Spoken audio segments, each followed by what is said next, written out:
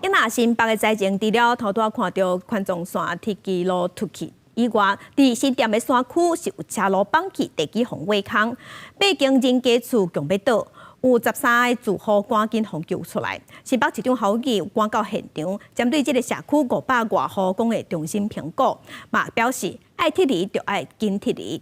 另外，在土城有一栋大楼起起，更紧走出来，嘛赶紧疏开157个人。因若伫中和是有印刷厂规个绑起，4个员工经过抢救，加载拢互救出来。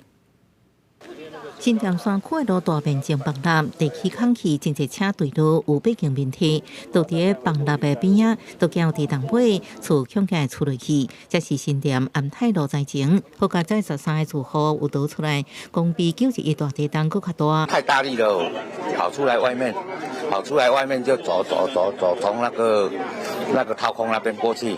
崩塌的所在，高局表示用更规装阻止土继续崩，厝坑部分用南孔贴做火加固支持。另外，也起救灾便当，调动机构协助居民刷车。新北市长侯友宜到现场指示爱撤离就撤离，灾损同步处理。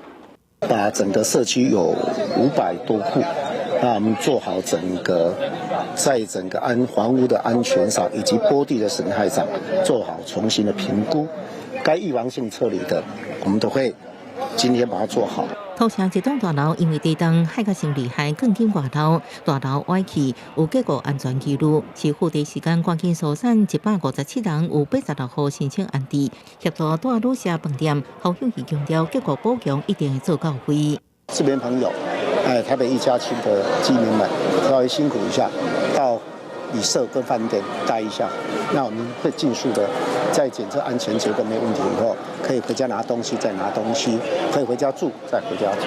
中和这间5层楼高的印刷厂也崩落，4员工未赴逃出，警方经过3点钟的抢救，全部救出来。现场一共有4个人受伤，1、2楼的部分2男1女，其中有1名男生，我们送双和医院。另外一个受困长达半个小时到40分钟，也可以说从8点多受困了，但是后来我们了解他在1个小时左右，我们就把他救援出来。地震也影响新北交通第64线往上河平的出口，河至长期倒在路边，只剩一车道行过。